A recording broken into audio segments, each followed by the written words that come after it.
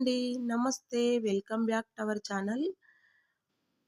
మనకు జూలై 6వ తేదీ నుండైతే నవరాత్రులు మొదలు కాబోతున్నాయి కదా! మనకు సంవత్సరంలో 4 నవరాత్రులు వస్తాయి. ఆషాఢ మాసంలో వచ్చే నవరాత్రులు వారాహి అమ్మ ఆరాధన చేసుకోవడానికి వారాహిదేవి నవరాత్రులు జరుపుకుంటాము. చాలా శక్తివంతమైన నవరాత్రులండి. ఈ నవరాత్రులనే గుప్త నవరాత్రులు అని అంటారు. ఎందుకంటే గోప్యంగా చాలా రహస్యంగా ఎవరికి వారే చేసుకునే నవరాత్రులు. మనము దసరా నవరాత్రిలాగా ఆర్భాటంగా కాకుండా ఎవరికి ఉన్నంతలో వారు గోప్యంగా చేసుకుంటారు ఈ నవరాత్రులను. అయితే వారాహి అమ్మ ఆరాధన ఎవరు చేసుకోవాలి? 9 రోజులు అమ్మ ఆరాధన ఏ విధంగా చేసుకోవాలి? కలశం అఖండ దీపం పెట్టి అమ్మవారి ఆరాధన చేసుకోవాలా? కలశం అఖండ దీపం లేకుండా అమ్మవారి ఆరాధన ఏ విధంగా చేసుకోవాలి? ఏ నియమాలు పాటించాలి? ఇంకా 9 రోజులు వీలు కాని వారు అమ్మవారి ఆరాధన ఏ విధంగా చేసుకోవాలి? అన్ని విషయాలు ఈ వీడియోలో తెలుసుకుందాం. వీడియో ఎక్కడ స్కిప్ చేయకుండా చివరి వరకు చూడండి. ఇంకెందుకు ఆలస్యం వీడియో చూద్దామా మరి? మనకైతే జూలై 6వ తేదీ నుండైతే వారాహి అమ్మ నవరాత్రులు మొదలు కాబోతున్నాయి కదా! ఇంకా అమ్మను ఆరాధించుకోవడానికి కులాలకు అతీతంగా ప్రతి ఒక్కరు అమ్మ ఆరాధన చేసుకోవచ్చండి. తప్పేమీ లేదు. ఆనవాయితీ ఉండాలని ఏమీ లేదు. ఎవరైనా కొత్తగా ఈ సంవత్సరం ప్రారంభించాలనుకునే వారు కూడా ప్రారంభించి అమ్మ ఆరాధన అయితే చేసుకోవచ్చు. కానీ అమ్మను ఆరాధించుకోవడానికి కొన్ని నియమాలు, కట్టుబాట్లు ఉంటాయి కదా! ఆ నియమాలను ఏ విధంగా పాటించుకుంటూ అమ్మవారి ఆరాధన అనేది చేసుకోవాలనేది ఇప్పుడు తెలుసుకుందాం. కలశం అఖండ దీపం పెట్టి అమ్మవారి ఆరాధన చేసుకుంటే అన్ని నియమాలకు కట్టుబడి ఉండగలుగుతాం అనుకుంటేనే కలశం అఖండ దీపం పెట్టి అమ్మవారి ఆరాధన చేసుకోవాలి. కానీ అమ్మను ఆరాధించుకోవాలి అని మాకు మనసులో ఉంది. కానీ అన్ని నియమాలకు మేము కట్టుబడి ఉండగలము అంటే కొంచెం కుటుంబ రీత్యా కానీ ఏదైనా ఉద్యోగము, వ్యాపారం చేసుకునే వారికి అన్ని నియమాలకు కట్టుబడి ఉండొచ్చు, ఉండకపోవచ్చు. అలాంటి వెసులుబాటు అందరికీ ఉండదు కదా! వెసులుబాటు లేని వారు అమ్మను ఒక నిత్య ఆరాధన కింద కూడా మనము ఈ 9 రోజులు చేసుకోవచ్చండి. అతి సులభంగా అమ్మవారి ఆరాధన ఏ విధంగా చేసుకోవాలనేది మొత్తం ఈ వీడియోలో తెలియజేశాను. ఇంకా వీడియో ఎక్కడ స్కిప్ చేయకుండా చూడండి. ముందు అసలు అమ్మ ఎవరు అనేది తెలుసుకుందాము. లలితా పరమేశ్వరి దేవి దుష్ట శిక్షణకై, శిష్ట రక్షణకై భండాసుర రాక్షసుని సంహరించడానికి 2 శక్తులను నియమించుకుంటుంది. రాజ్యశ్యామల దేవిని మంత్రి దేవతగా అంటే సలహాదారుగా, జ్ఞానరూపిణిగా నియమించుకుంటుంది. యుద్ధము అంటే శత్రువులను జయించడానికి యుద్ధం ఏ విధంగా చేయాలి అని సైనాధిపతిగా వారాహి అమ్మను నియమించుకుంటుంది. దండనాథగా అమ్మను నియమించుకుంటుంది. అంటే దుష్ట శిక్షణకై యుద్ధ మార్గంలో సలహాదారుగా అంటే యుద్ధం ఏ విధంగా చేసుకోవాలి, శత్రువులను ఏ విధంగా జయించాలి జయించాలి ధర్మ మార్గంలో ఎలా నడవాలి అనే అందుకు సైనాధిపతిగా అమ్మను నియమించుకుంటుంది. కాబట్టి ఈమెనే దండనాథ వారాహిగా ఆవిర్భవించింది. ఇంకా అమ్మవారిని ఎవరైనా శాంతి రూపంగా మనం ఆరాధించుకోవచ్చండి. అమ్మవారి ఆరాధన చేయడానికి చాలామంది భయపడతారు. అలా భయపడవలసిన అవసరం ఏం లేదు. కానీ కొన్ని నియమాలకైతే అమ్మవారి ఆరాధన చేసుకోవడానికి కట్టుబడి ఉండాలి. ఇంకా మనం కలశం అఖండ దీపం పెట్టి అమ్మవారి ఆరాధన 9 రోజులు చేసుకుంటాము, అన్ని నియమాలు పాటించగలుగుతాం అనుకునేవారు చక్కగా కలశం అఖండ దీపం పెట్టి చేసుకోవచ్చు. కానీ అమ్మవారి ఆరాధన మాకు చేసుకోవాలని ఉంది కానీ మేము అన్ని నియమాలు పాటించలేము అంటే అంత వెసులుబాటు మాకు లేదు అనుకునేవారు చక్కగా అమ్మవారి ఒక ఫోటో తీసుకొచ్చుకొని ఒక పూజా మందిరంలో కానీ సపరేట్ పీఠం కానీ పెట్టుకొని అమ్మవారి ఆరాధన చేసుకోవచ్చు. ఇంకా ఫోటో మనకు ఎక్కడ దొరకలేదు అనుకుంటే ఇప్పుడైతే ప్రతి పూజ స్టోర్లో అమ్మవారి ఫోటో అయితే ఉంటుందండి. ఒకవేళ మీకు ఫోటో అనేది దొరకకపోతే గూగుల్లో ప్రింట్అవుట్ తీసుకొని కూడా మనం ఫ్రేమ్ కట్టించి పెట్టుకోవచ్చు. ఇప్పుడు అమ్మవారి విగ్రహాలు దొరుకుతున్నాయి, ఫొటోస్ అన్ని పూజ స్టోర్స్లలో దొరుకుతున్నాయి. ఒక ఫోటో తీసుకొచ్చుకోండి. మీకు కుదిరితే విగ్రహ ఆరాధన చేసుకోవాలనుకుంటే విగ్రహం కూడా తీసుకొచ్చుకోండి. అవన్నీ ఏవి మాకు లేవనుకునేవారు ఒక పసుపు ముద్ద రూపంలో కానీ, ఒక 1 రూపీ కాయిన్ రూపంలో కానీ అమ్మను మనం ఆరాధించుకోవచ్చు. అలా అయినా చేసుకోవచ్చు. చక్కగా ఒక పీఠం పైన అమ్మవారి ఫోటో పెట్టుకొని, విగ్రహం ఉంటే విగ్రహం పెట్టుకొని ప్రతిరోజు దీపారాధన అనేది చేసుకోండి. 9 రోజులు ఇంట్లోనైతే దీపం వెలిగేలాగా పెట్టుకోండి. ఇంకా మా దగ్గర విగ్రహం ఉంది అనుకునే వారైతే మొదటి రోజు పంచామృతాలతోటి, పసుపు కుంకుమలతోటి, గంధంతోటి అమ్మవారికి అభిషేకం అనేది చేసుకోండి. కుదిరితే ప్రతిరోజు చేసుకుంటే మంచిది. లేదంటే మొదటి రోజు ఒక్కరోజైనా అమ్మవారికి అభిషేకం చేసి ప్రాణప్రతిష్ఠ అనేది చేసుకోండి. ఈ 9 రోజులు పీఠం అనేది కదపకుండా చూసుకోండి. ఇంకా అమ్మవారి పీఠం పెట్టుకొని, ఫోటో పెట్టుకొని, ఇంకా అమ్మవారిని అలంకరించుకోండి. మీకు మనసుకు నచ్చినట్లు సర్వాంగ సుందరంగా అమ్మవారి అలంకరణ చేసుకోవాలనుకునేవారు చేసుకోండి. ఇంతే అలంకరణ చేయాలి, ఈ రకం పూలతోటి అమ్మవారి అలంకరణ చేయాలి, 9 రోజులు 9 రకాల అలంకరణ చేయాలని అలా ఏమీ లేదండి. ప్రకృతిలో పూసిన ప్రతి పువ్వు అమ్మవారి పాదాల వద్ద ఉంచి మనము పూజ అయితే చేసుకోవచ్చు. ఏ పువ్వు ఉంటే ఆ పువ్వుతోటి అమ్మవారి ఆరాధన అనేది చేసుకోవచ్చు. మీకు మనసుకు ఏ విధంగా నచ్చితే, మీ వెసులుబాటు ఎంత ఉంటే, మీ శక్తి ఎంత ఉంటే ఆ రకంగా అమ్మవారి ఆరాధన అనేది చేసుకోండి. అంతేకాని ఇన్ని రకాల పూలు పెట్టాలి, ఇన్ని రకాల దీపాలు పెట్టాలి అది ఏమీ లేదండి. ప్రకృతిలో దొరికిన ప్రతి పువ్వును అమ్మవారి పాదాల దగ్గర ఉంచి పూజ అయితే చేసుకోవచ్చు. మీ మనసుకు, మీ కనులకు ఏ విధంగా అలంకరించి చూసుకోవాలని ఉంటుందో ఆ విధంగా అమ్మవారి అలంకరణ అనేది చేసుకోండి. ఇంకా పీఠం పెట్టుకొని అమ్మవారికి పూలు సమర్పించిన తర్వాత దీపారాధన చేసుకొని, దీపాలకు అక్షంతలు పువ్వులు సమర్పించి నమస్కారం చేసుకొని ధూపం అనేది వేయండి. ధూపం అంటే అమ్మవారికి చాలా ప్రీతికరం అండి. ప్రతిరోజు ధూపం వేసుకోవడానికైతే ఉండండి, కొంచెం సాంబ్రాణి తీసుకొచ్చుకొని పెట్టుకోండి. ఏమి పెద్ద పెద్ద అవసరం ఏం లేదండి. పసుపు, కుంకుమ, సాంబ్రాణి, అగరవత్తులు ఇవి తీసుకొచ్చుకుంటే సరిపోతుంది. దీపం నూనె ఇన్ని వస్తువులు మన ఇంట్లో ఉంటే సరిపోతుంది. ఇంకా ధూపం అనేది వేసి ఇంట్లో నలుమూలలు ధూపం వేసేసి దీపారాధన చేసుకున్న తర్వాత ధూపం వేసి, ఇంకా మనం ఏ పూజ చేసినా వినాయకునికి పూజ చేసుకుంటాం కాబట్టి ముందు వినాయకునికి అయితే మంచిగా వేడుకోండి. ఈ 9 రోజులు మాకు ఎలాంటి ఆటంకాలు లేకుండా అమ్మవారి ఆరాధన చేసుకునే అవకాశం మాకు కల్పించు స్వామి అని వినాయకుడిని వేడుకోండి. కుదిరితే ఆ రోజు ఉండ్రాలు నైవేద్యంగా పెట్టండి. మీ దగ్గర వినాయకుని విగ్రహం ఉంటే విగ్రహం పెట్టుకోండి. లేదంటే పసుపుతో గణపతిని చేసి స్వామివారికి మొదటి రోజు కాబట్టి షోడోపచార పూజ చేసి ధూప దీప నైవేద్యాలు అన్నీ సమర్పించండి వినాయకునికి. వినాయకునికి సమర్పించి వినాయకునికి చక్కగా వేడుకొని ఆ తర్వాత అమ్మవారి పూజ అయితే చేసుకోండి. ఎందుకంటే మనకు వినాయకుని అనుగ్రహం ఉంటేనండి మనం 9 రోజులు అమ్మవారి ఆరాధన చేయగలుగుతాము. ఎలాంటి ఆటంకాలు రాకుండా ఆ స్వామివారు మనల్ని చూసుకోవాలి కాబట్టి వినాయకునికి చక్కగా పూజ అయితే మొదటి రోజు చేసుకోండి. ఇంకా రెండవ రోజు ఒక నమస్కారం చేసుకొని స్వామివారిది ఒక శ్లోకం చదువుకొని సరిపోతుంది. కానీ మొదటి రోజైతే షోడోపచార పూజ అనేది చేసుకోండి. మీకు కుదిరితే స్వామివారి అష్టోత్తరం అన్న చదువుకోండి. లేదంటే 16 నామాలతోటైనా స్వామివారికి పూజ అనేది చేసుకోండి. బెల్లం ముక్క కానీ ఏదైనా పండైనా నివేదన చేయండి. ఈ విధంగా వినాయకునికి ధూప దీప నైవేద్యాలు హారతి ఇచ్చిన తర్వాత ఇంకా మీరు అమ్మవారి దగ్గర మీరు విగ్రహం ఉంటే చక్కగా అభిషేకం అనేది చేసుకోండి.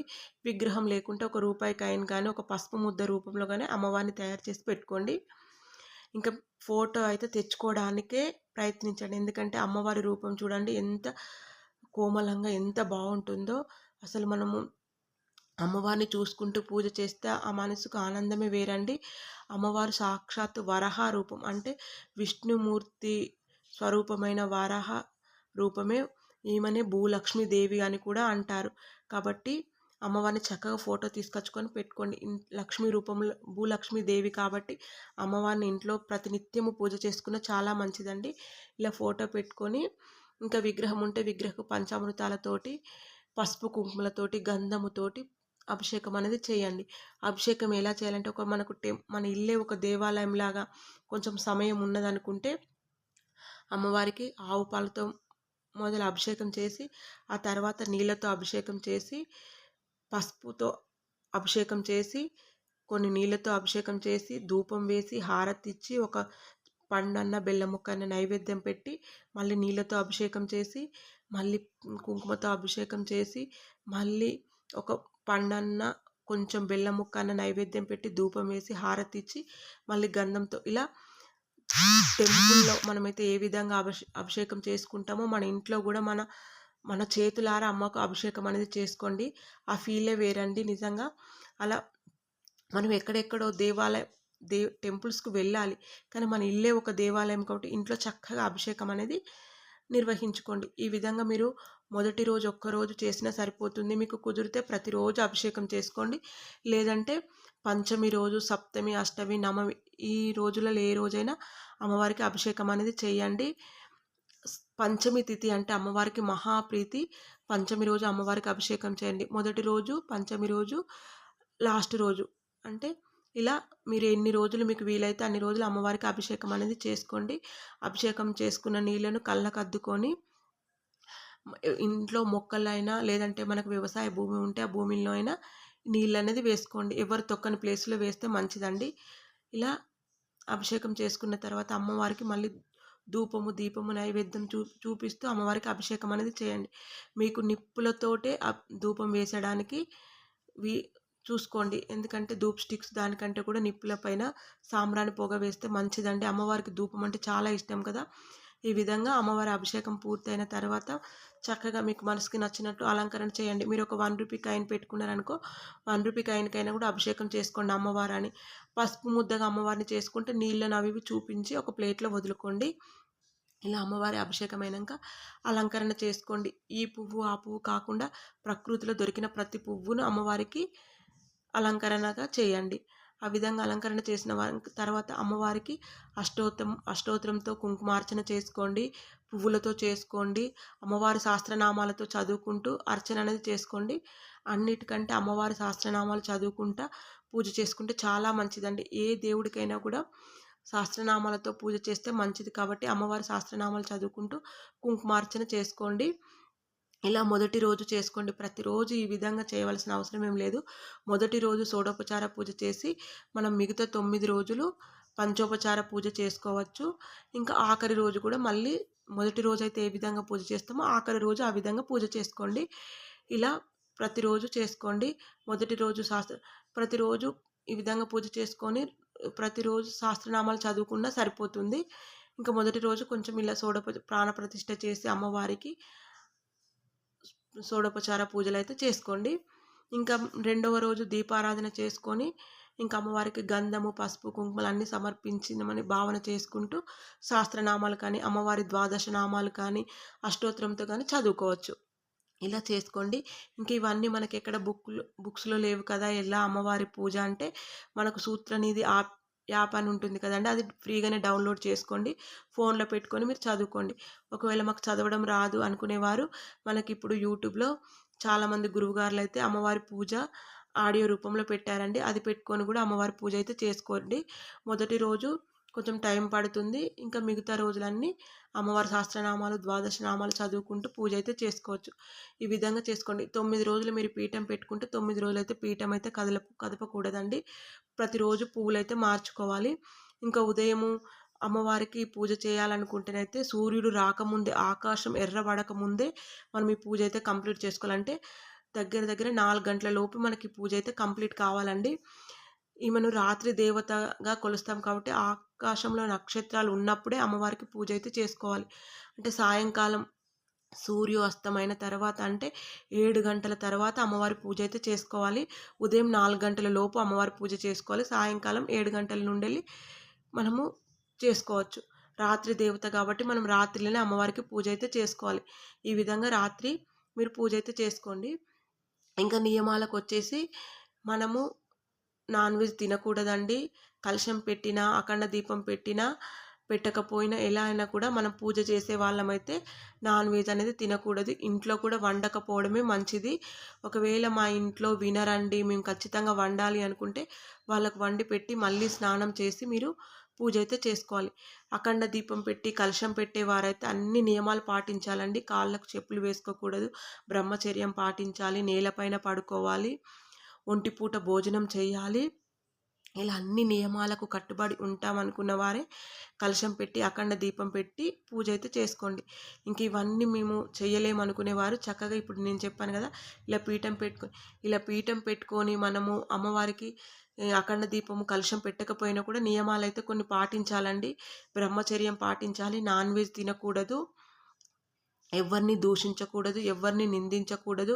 అనవసరమైన మాటలు మాట్లాడకూడదు. అలా ఈ నియమాలకు కట్టుబడి ఉండే అమ్మవారి ఆరాధన అయితే చేసుకోవాలి.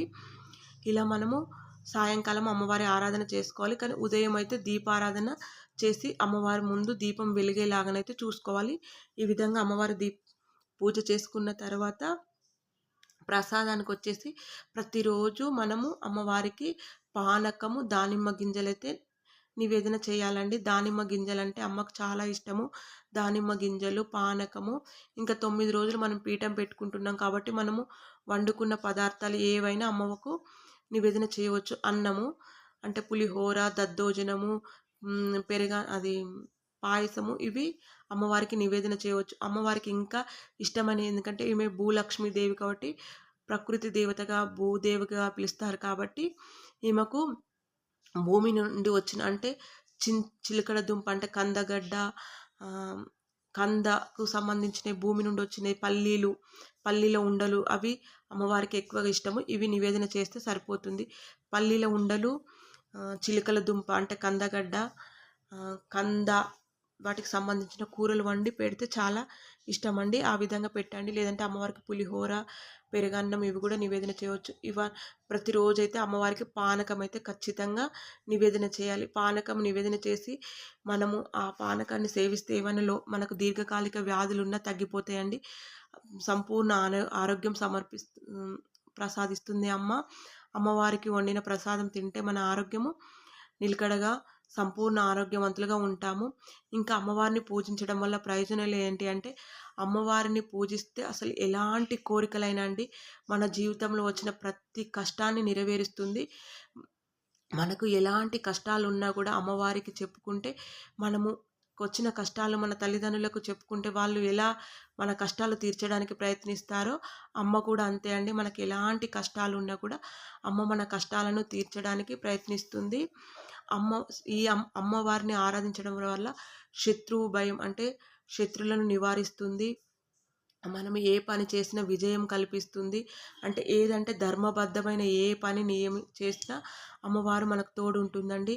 ఉద్యోగము, ఆర్థికంగా, ముఖ్యంగా పంటలు బాగా పండుతలేవు అనుకునేవారు భూమిలో ఎలాంటి నష్టాలు రాకుండా పంటలు బాగా పండేలాగా చూస్తుంది. అమ్మవారికి మనం ఆరాధిస్తే అసలు మన జీవితంలో ఈ కష్టం, ఆ కష్టం, ఎలాంటి కష్టాలైనా నెరవేరుస్తుందండి. కోర్టు, రియల్ ఎస్టేటు, ఏ వ్యాపారం, ఎందులోనైనా కూడా అమ్మవారు మనకు తోడు ఉంటుంది. నిస్వార్థంగా, నమ్మకంతో, భక్తితో అమ్మవారి ఆరాధన చేసుకుంటే సరిపోతుంది. అంతేనండి. ఈ విధంగా అమ్మవారి ఆరాధన అనేది చేసుకోండి. అసలు కష్టాలు అనేటివి మన దరిదాపులకు కూడా రాకుండా ఉంటుంది. ముఖ్యంగా మనలో ఉన్న చెడును మాత్రం అమ్మ పూర్తిగా తీసేస్తుంది. దండనాథ అంటే అమ్మవారు మనలో ఏదైనా చెడు అహంకారం ఉంటే ఖచ్చితంగా తీసేస్తుందండి. మనల్ని ఒక మంచి మార్గంలో నడిపేయడానికి అమ్మవారు మన తోడు ఉంటుంది. మనలో ఎలాంటి చెడు ఆలోచనలు, చెడు ఉన్నా కూడా అమ్మవారు తీసేసి మనల్ని ఒక మంచి మార్గంలో క్రమబద్ధంగా నడిచేలాగా అమ్మవారు చూస్తుంది. అంతటి శక్తివంతమైన తల్లి. ఈ తల్లిని ఆరాధించడానికి మనకి ఎలాంటి సందేహాలు లేవండి. మనము శాంతి రూపంలో మనకు ఉన్నంతలో అమ్మవారి ఆరాధన చేసుకుంటే సరిపోతుంది. తాంత్రిక రూపంలో అమ్మవారిని మనం ఆరాధించకపోతే సరిపోదండి. తాంత్రికంగా ఆరాధించే వాళ్ళు వేరే ఉంటారు. వారు గురువుల సమక్షంలో ఆరాధన చేస్తారు. మన ఇంట్లో శాంతి రూపంగా ఒక భూలక్ష్మీదేవిగా అమ్మవారి ఆరాధన చేసుకుంటే మంచిది. ఈ విధంగా చేసుకోండి. ఇంకా ప్రతిరోజు పూలు మార్చుకొని ఒక కవర్లో వేసి పెట్టుకొని మనకు వ్యవసాయ భూమి ఉన్న ఆ భూమిలో వేసేయాలి. లేదంటే మొక్కల్లో, లేదంటే ఏమైనా పారే నీళ్ళల్లో అమ్మవారి నిర్మాల్యాన్ని వేయాలి. కానీ ఎక్కడ పడితే అక్కడ వేయకూడదు. అమ్మవారి ఉద్యాపన మనము అంటే అమ్మవారిది పెట్టుకున్న తర్వాత మనకు మధ్యలో ఏదైనా ఆటంకం వస్తే ఇంట్లో వాళ్ళు ఈ పూజను కంటిన్యూ చేయొచ్చు. లేదంటే మొదటి 3 రోజులు కానీ ఆఖరి 3 రోజులు కానీ అమ్మవారి ఆరాధన చేసుకున్న సరిపోతుంది. 9 రోజులు వీలు కాని వారు ముందు 3 రోజులు, లేదంటే ఆఖరి 3 రోజులు, లేదంటే పంచమి రోజు ఒక్కరోజు అమ్మవారి ఆరాధన చేసుకున్న సరిపోతుంది. పంచమి నుండి దశమి వరకు అమ్మవారి ఆరాధన 5 రోజులు చేసుకున్న సరిపోతుంది. లేదంటే ఒక్క పంచమి రోజు అమ్మవారి ఆరాధన చేసుకున్న సరిపోతుంది. ఈ నవరాత్రులు అమ్మవారిని ఒక్కరోజు ఆరాధించినా చాలా మంచిదండి. వెసులుబాటు ఉన్నవారు 9 రోజులు ఆరాధన చేసుకోండి. వెసులుబాటు లేకుంటే మనకి ఎన్ని రోజులు వీలైతే అన్ని రోజులు అమ్మవారి ఆరాధన చేసుకోండి. ఉద్వాసన రోజు అమ్మవారికి ఒక చీర, జాకెట్ నిండుగా తాంబూలం ఇచ్చి సాగనంపండి. మనం ఎన్ని రోజులు ఆరాధించినా కూడా అమ్మకు పసుపు కుంకుమలు ఇచ్చి సాగనంపండి. ఇంకా ఎవరన్నా మన ఇంటికి ముత్తైదులు వస్తే వారికి కూడా ఈ 9 రోజులలో ఒక్కరొచ్చినా కూడా వాళ్ళకి పసుపు కుంకుమలిచ్చి వారి ఆశీర్వాదం తీసుకోండి. ఇంకా మన ఇంటికి ఎవరు ముత్తైదులు రారనుకుంటే ఒక టెంపుల్‌కి వెళ్ళి ఒక పేద బ్రాహ్మణునికి సహాయం చేయండి. ఇంకా మనం ఆఖరి రోజు దశమి రోజు 9 రోజులు పెట్టుకొని అమ్మవారి ముందు కూరగాయలు పెట్టి పప్పులు, ఉప్పులు పప్పు అవన్నీ అమ్మవారి అంటే కూరగాయలు అవన్నీ పెట్టి అమ్మవారి పూజ చేసుకొని అవి తీసుకెళ్ళి ఒక పేద బ్రాహ్మణునికి ఇస్తే కూడా చాలా మంచిదండి. ఎందుకంటే మనం ఎంత చేసినా కూడా మనము కడుపు కోసమే కదండీ!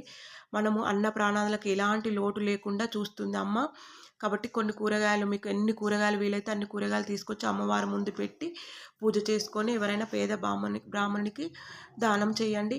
ఎందుకంటే మనకు ఆషాఢ మాసంలోనే విజయవాడ కనకదుర్గమ్మ మాత్రి శాకాంబరి దేవిగా పూజలు అందుకుంటుంది కదా!